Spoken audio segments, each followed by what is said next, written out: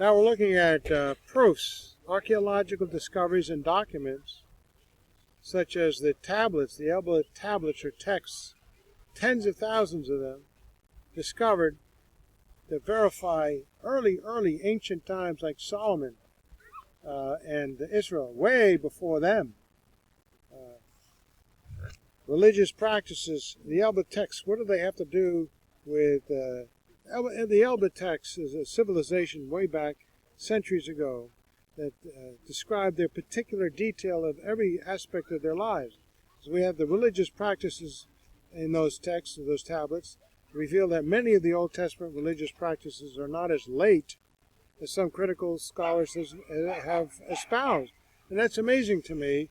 In the absence of good evidence, direct evidence, they conclude certain things to coincide with their point of view without evidence at all. And then everybody says, oh, this is true. And we have these tablets that absolutely declare it wrong.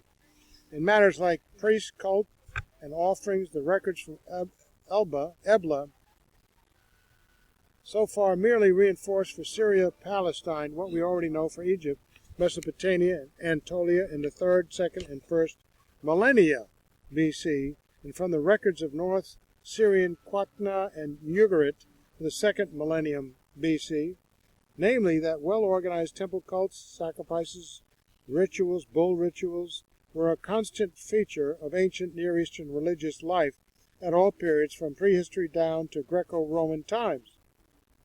And they have nothing to do with baseless theories of the 19th century AD. How arrogant. Whereby such features of religious life can only be a mark of late sophistication, as if they say that. You know, it's better to say we have no evidence of that than to make up something that suits their purpose. Virtually forbidden to the Hebrews until after the Babylonian exile. So the story about the Hebrews and how sophisticated their rites of religiosity were, no, that didn't happen. They were just too late. They just made that up. Alone of all peoples of the ancient Near East, the Hebrews were the sophisticated ones, but that was just imaginary. There is simply no rational basis for the quaint idea that the simple rites of Moses' tabernacle in Leviticus or of Solomon's temple, both well over 1,000 years later than the rituals practiced in half a century and half a dozen Eblate temples, may be the idle invention of idolizing writers as late as the 5th century BC. Giovanni Pettinato comments on the source of the specifics referred to by Kitchen, K.A. Kitchen, noted Egyptologist. Passing on to the divine cult, we note the existence of the temples of Dagon, Astar, Chamos, Resop, all attested in the text from Ebla. Among the offerings are listed bread, drinks, and even animals. 2 tablets in particular stand out because they record the offerings of various animals to different gods made by the members of the royal family during a single month. For example, 11 sheep for the god Adad from then as an offering, and 12 sheep for the god Dagon from the end as an offering, 10 sheep for the god Resap of the city Adonai from the end as an offering. Among the more interesting aspects of the divine cult at Ebla is the presence of diverse categories of priests and priestesses, including 2 classes of prophets, the Mahu and the Nabitium, the second of which finds natural counterpart in the Old Testament. But in the future, Ebla will be also claiming their attention. Hebrew words. K.A. Kitchen speaks of the critical view of Scripture held by many liberal scholars. 70 or 100 years ago, no such vast depth of perspective was possible, and to suit the purely theoretical reconstructions of Old Testament books in history by German Old Testament scholars in particular. Many words in Hebrew were labeled late, 600 BC, and later in effect. By this simple means, mere philosophical prejudices could be given the outward appearance of a scientific reconstruction down to the present day. As a reply to this, Kitchens continues, however, the immense growth in our knowledge of the earlier history of the words found in the Old Testament Hebrew tends now to alter all of this. If a given word is used in Ebla in 2300 BC, and Ugarit in 1300 BC, then it cannot, by any stretch of the imagination, be a late word for 600 BC or an Aramaism at periods when standard Aramaic had not yet evolved. Wow. And you can sound brilliant if you make it up, if people will just not question you. It becomes instead an early word, a part of the ancestral inheritance of biblical Hebrew. More positively, the increased number of contexts that one gains for rarer words can provide useful confirmation or correction of our understanding of their meaning. Referring to specific words, Kitchen states, thus, to go back to the survey of city officials Ebla, the term used for those scores of leaders was Nes, N-A-S-E, the same word as N-A-S-I, a term in biblical Hebrew used for leaders of the tribes of Israel, and applied to other purely human rulers such as Solomon in 1 Kings 11:34. Old-fashioned biblical criticism declared the word to be late, a mark of the hypothetical priestly code, for example. The word hetam in gold is in Hebrew a rare and poetic synonym for zahab, and is commonly dismissed as late. Unfortunately for this misstating, the word was borrowed into Egyptian from Canaanite back in the 12th century BC, and now over 1,000 years earlier still recurs as kutum in the Paleo-Canaanite of Ebla, 2300 BC. There it is. He continues, the Hebrew word teham, meaning deep, was not borrowed from Babylonian, seeing that it is attested not only in Ugartic in the 13th century BC, but also in Ebla 1,000 years earlier. The term is common Semitic. As an example of a rare word confirmed in both existence and meaning, one may cite the Hebrew ereshet, desire, which occurs just once in the Bible in Psalm 21:2. Besides being found in Ugartic in the 13th century BC, this word now appears in a millennium earlier at Ebla as Iristatum or Eblet or Old Akkadian in the Sumerian Eblet vocabulary tablets. It doesn't exist, and here it is.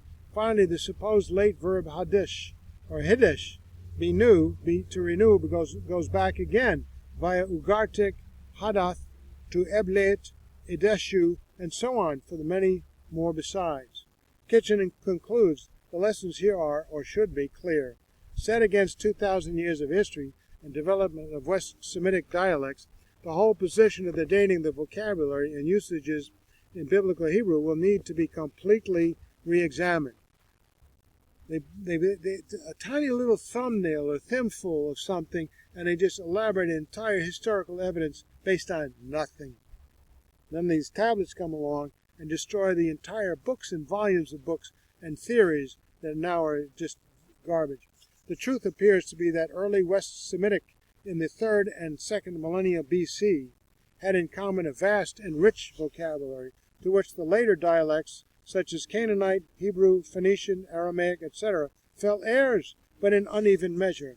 Words that remained in everyday prosaic use in one of these languages lingered on only in high-flown poetry or in traditional expressions in another of the group.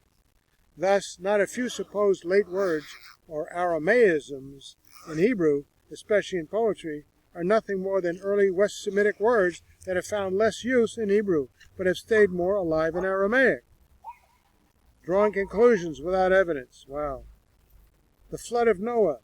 As with the creation accounts, the flood narrative in Genesis is more realistic and less mythological than other ancient versions, indicating its authenticity. The superficial similarities point toward an historical core of events that gave rise to all accounts, not toward plagiarism by Moses. The names change. Noah is called Zeuzestra or something by the Sumerians and Upnaptism by the Babylonians. The basic story doesn't. A man is told to build a ship to specific dimensions because God, depending upon the religion, is going to flood the world. He does it, rides out the storm, and offers sacrifice upon exiting the boat. The deity or the deities responds, depending upon the religion, with remorse over the destruction of life, and makes a covenant with the man. These core events point to an historical basis. Oh no. We borrowed it, right? Similar floods accounts are found all over the world. The flood is told of by the Greeks, the Hindus, the Chinese, the Mexicans, the Algonquins, and the Hawaiians. One list of Sumerian kings treats the flood as an historical reference point. After naming 8 kings who lived extraordinarily long lives, tens of thousands of years, the sentence interrupts the list. Then the flood swept over the earth, and when kingship was lowered again from heaven, kingship was first in Kish. There are good reasons to believe that Genesis gives the original story. The other version contains elaborations indicating corruption. Only in Genesis is the year of the flood given, as well as dates for the chronology relative to Noah's life. In fact, Genesis reads almost like a diary or ship's log of the events. The cubical Babylonian ship could not have saved anyone. The raging waters would have constantly turned it on every side. However, the biblical ark is rectangular, long, wide, and low, so that it would ride the rough seas as well. Plausibility and details. The length of the rainfall in the pagan accounts, 7 days, is not enough time for the devastation they describe. The waters would have to rise at least above most mountains to a height of about 17,000 feet, and it is more reasonable to assume a longer rainfall to do this. The Babylonian idea that all of the flood waters subsided in 1 day is equally absurd. Plausibility. Another striking difference between Genesis and the other versions is that in these accounts the hero is granted immortality and exalted. The Bible moves on to Noah's sin. Only a version that seeks to tell the truth would include this realistic admission. Now we have the Tower of Babel. There is considerable evidence that the world did indeed have a single language at one time. Sumerian literature alludes to this fact several times. Linguists also find this theory helpful in categorizing languages. But what of the tower and the confusion of tongues at the Tower of Babel? Archaeology has revealed that Ur-Nammu, king of Ur, from about 2044 to 2007 BC, supposedly received orders to build a great ziggurat temple temple tower, as an act of worship to the moon god, Nanat. A stele, or monument, about 5 feet across and 10 feet high, reveals Ur-Nammu's activities. Wow, there you go, there it is. One panel has been setting out with a mortar basket to begin construction of the great tower, thus showing his allegiance to the gods by taking his place as a humble workman. Another clay tablet states that the erection of the tower offended the gods, so they threw down what the men had built, scattered them abroad, and made their speech strange. This is remarkably similar to the record in the Bible. According to Scripture, the whole earth had one language and one speech before the Tower of Babel. After the building of the tower and its destruction, God confounded the language of all the earth, and many modern-day philologists attest to the likelihood of such an origin for the world's languages. Alfredo Trombetti says he can trace and prove the common origin of all languages. Max Muller also attests to the common origin, and Otto Jespersen goes so far as to say that language was directly given to the first men by God. We have the patriarchs. While the narratives of the lives of Abraham, Isaac, and Jacob do not present the same kinds of difficulties as do the earlier chapters of Genesis, they were long considered legendary because they did not seem to fit with the known evidence of that period. As more has become known, though, these stories are increasingly verified. Legal codes from the time of Abraham show why the patriarch would have been hesitant to throw Hagar out of his camp, for he was legally bound to support her. Only when a higher law came from God was Abraham willing to put her out. Married tablets. Okay. From the Euphrates mentions King Arioch, or Arioch, of Genesis 14, and lists the towns of Nahor and Haran from Genesis 24:10, as well as the names Benjamin and Heberu. The married letters reveal such names as Abram, Jacobel, and Benjamites. Though these do not refer to the biblical people, they at least show that the names were in use. These letters also support the record of a war in Genesis 14, where 5 kings fought against 4 kings. The names of these kings seem to fit with the prominent nations of the day. For example, Genesis 14:1 mentions an Amorite king, Arioch. The married documents render the king's name Ariwak. All of this evidence leads to the conclusion that the source materials of Genesis were first-hand accounts of someone who lived during Abraham's time.